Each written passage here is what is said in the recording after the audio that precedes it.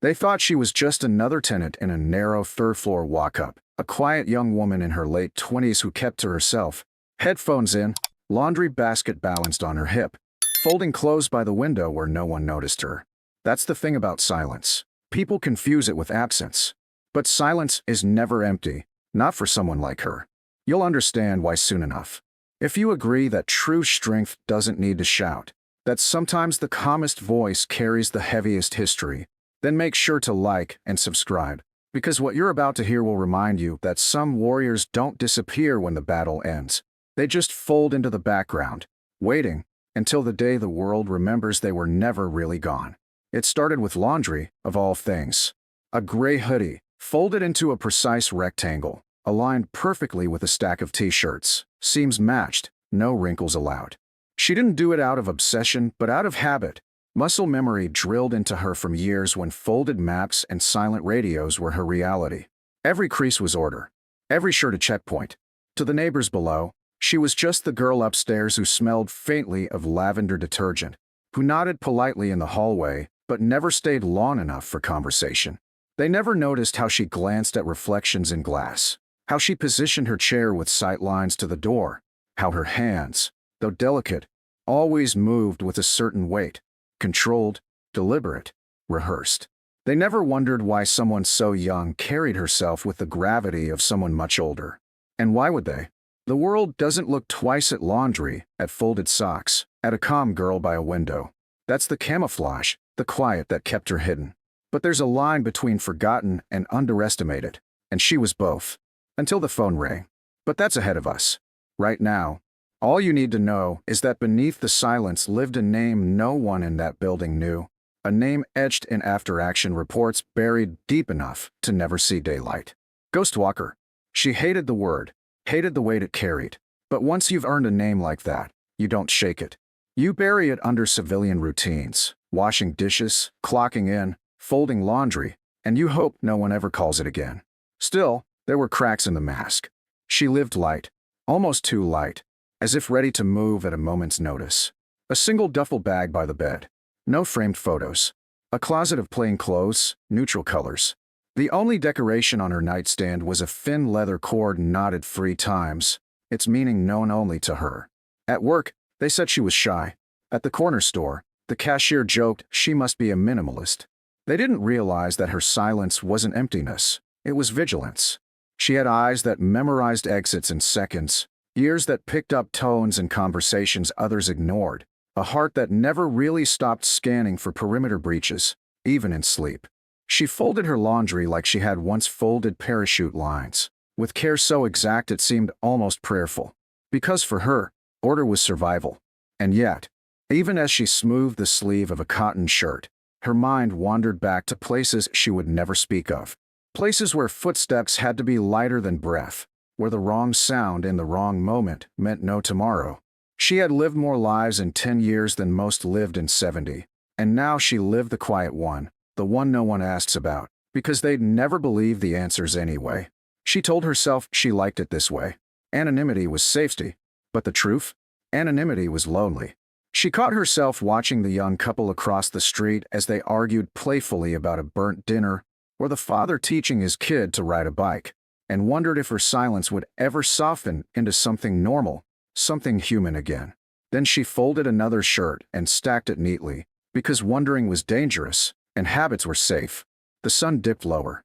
Shadows stretched across her small apartment, and for a fleeting moment, she let herself think, maybe this is enough. Maybe being the quiet girl upstairs who folds her laundry perfectly and says little is all she'll ever need to be now. She believed it for one whole breath. And then, almost mocking the thought, her phone buzzed. Not the phone on the counter that rang with telemarketers and her mother's occasional check-ins. No, this was the other one, the one no one knew she had. The one tucked beneath layers of fabric at the bottom of her laundry basket, hidden in the very routines that disguised her. Its screen glowed faintly, a number she hadn't seen in years, a number she thought had been buried for good. She stared at it, her hand frozen above a folded hoodie, the stillness louder than any alarm. And no, she hadn't answered yet. Her body remembered before her mind caught up. Her shoulders squared, her breathing slowed, her muscles coiled with an old readiness she thought she'd shed. The quiet girl folding laundry vanished in a single heartbeat, replaced by someone she had sworn she'd never be again. Ghostwalker was listening, and soon, the world outside her little window would remember her name. The phone didn't just ring. It pulsed, low and insistent, as if it carried the weight of every forgotten mission still echoing through her veins. Her fingers hovered above the glow for a second, but hesitation wasn't in her wiring, not really. She picked it up, pressed it to her ear, and before she could even breathe a word, the voice came, sharp, urgent, and almost frantic beneath layers of control. Ghostwalker, secure the perimeter. Fast. No rank. No preamble. No questions. Just the call. And in that single moment, the carefully built walls of her quiet life cracked open like glass under pressure. The laundry she had folded so carefully sat abandoned on the bed as her body moved on instinct. She crossed the room in 3 strides, yanking open a drawer that to anyone else looked like a jumble of notebooks and receipts, but to her was a cache, a flashlight with taped edges, a compact first aid kit, and a thin black case no one would believe she owned. She didn't check the contents. She didn't need to. She had checked them every night for years, even when she told herself she was done. Her breath slowed. Heartbeat steady. The calm young woman upstairs disappeared, and in her place rose the operator who had once earned a name whispered across shadowed briefings and blurred out reports. Ghostwalker. Outside, life carried on, oblivious. A neighbor dragged groceries inside. A kid shouted about losing a soccer ball. Somewhere down the block, a siren wailed faintly. But she knew this wasn't routine. That call wouldn't come unless the walls themselves were bleeding. She snapped the lights off, pulled her hoodie on, and slipped the leather cord from her nightstand around her wrist like a talisman. Then she went to work. The hallway outside her apartment was silent except for the hum of a flickering bulb. She moved through it like water, soft, seamless, her eyes cataloging every corner, every sound, every gap. By the time she hit the stairwell, she already knew 2 exits were blocked, an unusual trash cart near the south side, a delivery van idling too long at the curb. Civilians would miss it. She didn't. By the time she hit the street, the ordinary mask was gone. Her neighbors would have seen only the quiet tenant with laundry detergent on her hoodie. But under her stillness, she was already building maps, running threat patterns, tracking the way shadows moved against the edges of buildings. And she wasn't wrong. A block away, something shifted. 2 men, wrong stance, wrong pacing, lurking where no one lingered. Not drunk, not lost. Too precise, too aware.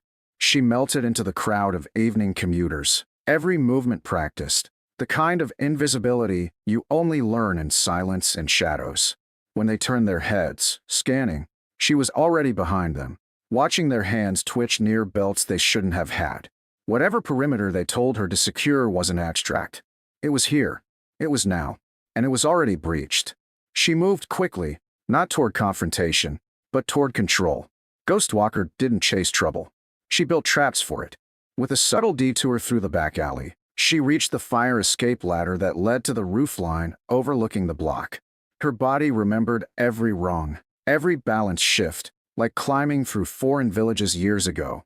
Except this time it was her neighborhood, her ground, her responsibility. From the rooftop, the scene unfolded like a play she'd seen too many times. The men circling, their eyes locked on the delivery van below, and inside. Unmarked crates, heavy, suspicious. A blind spot in the street cameras, a perfect choke point no one had reported. No one except the voice on her phone. Her jaw tightened. Someone higher up had known this was coming. But why call her? Why now, after all these years? She pushed the questions aside. The perimeter came first. Her body shifted lower against the rooftop ledge, her eyes steady, watching, waiting, cataloging. She could already tell. This wasn't random. It was surgical.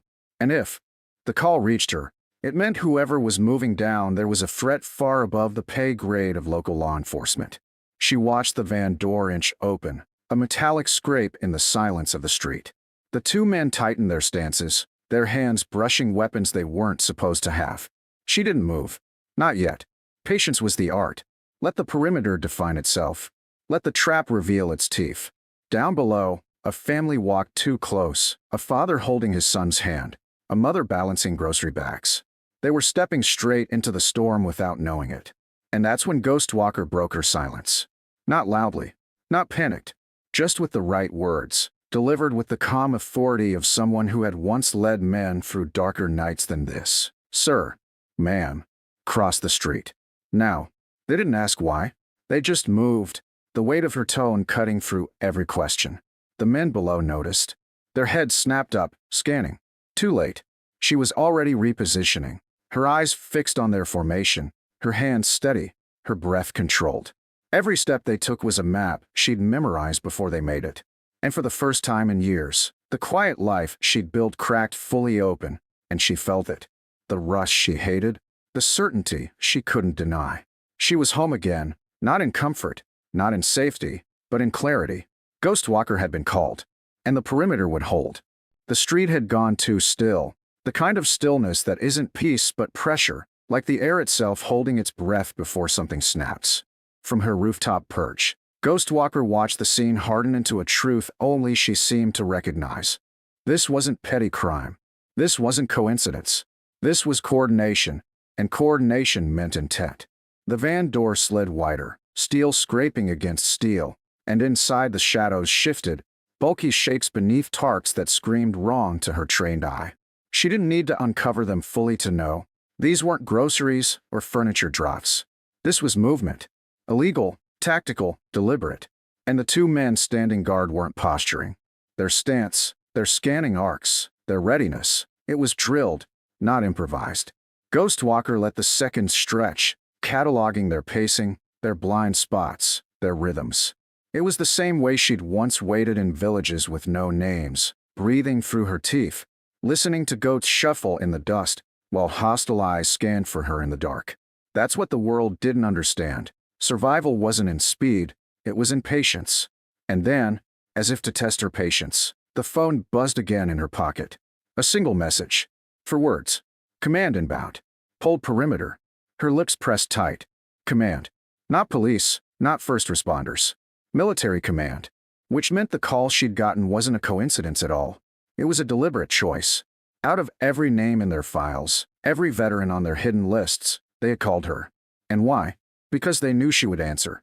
Because they knew she never really stopped watching.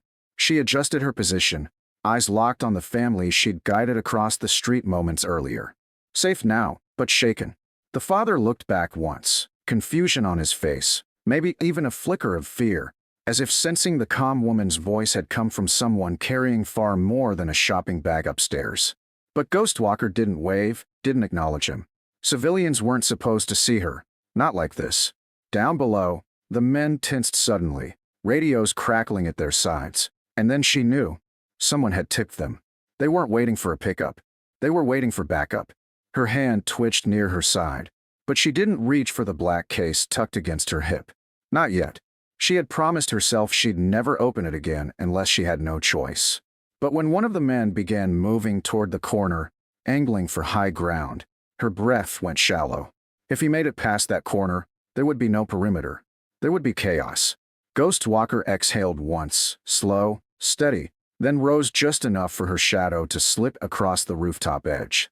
That was all it took. He froze, sensing movement, eyes darting upward. Too late. She was already gone, sliding low across the rooftop, disappearing from his line of sight, reappearing where he didn't expect her. The old dance returned, muscle memory flowing like water. Civilians would have called it luck. It wasn't luck. It was discipline, honed in places where one wrong sound meant you didn't go home. She had been called Ghostwalker for a reason, because by the time anyone realized she was there, she was already somewhere else. And then the sound cut through the night. Tires, heavy, armored, braking sharp against pavement. A black vehicle rolled to a stop at the far end of the block, doors opening in sync. 3 figures stepped out, their silhouettes too sharp, too composed, to be anything but command. And then came the voice, calm but edged with steel, amplified not by volume but by recognition. Perimeter secure. Stand down. Ghostwalker, report. For the first time in years, her name wasn't just a memory. It was alive again, spoken with authority, with weight. The men near the van stiffened, their bravado gone in a flash. They knew that voice too. And in that instant, The entire block shifted. Neighbors peeked from windows, phones half raised, recording fragments they wouldn't understand until later, when whispers turned into stories. The delivery van's engine cut. The men's radios went silent. And Ghostwalker rose slowly from her rooftop post. Not dramatic, not loud, just steady. She moved down the fire escape with the same precision she had moved through enemy villages years ago. And when her boots touched the street, even the shadows seemed to pause. The family she'd guided earlier stood at the corner now, watching, wide-eyed, as the young woman from the third floor who folded her laundry perfectly stepped calmly into the space between armed men and incoming command like she had done it 1,000 times before. And the truth is, she had. The commanding officer approached, his uniform sharp even in the fading light, his eyes fixed on her with something the neighbors would mistake for authority, but what she knew was recognition. He stopped 3 feet away, his words precise, perimeter secure. Thanks to you, Ghostwalker. She didn't reply. She didn't need to. Silence was her language, always had been. The men by the van were restrained, the crates removed, the street returned to order, but no one looked at her the same again. Not the neighbors, not the officers, not even the family she'd guided. They all felt it. That shift when someone you thought you knew unfolds into someone you never imagined. Hours later, when the black vehicles were gone, when the crates had disappeared into custody, when the street had swallowed its chaos into memory, she returned to her apartment. The folded laundry still sat on her bed, untouched, waiting, as if mocking the idea that life could ever stay small for someone like her. She sat down, picked up the hoodie she'd left half-folded, and pressed the seams into place. To anyone passing by the window, she was just the quiet young woman upstairs again. But now, whispers moved faster than laundry cycles. Ghostwalker was back, and whether she wanted it or not, the world had remembered her name.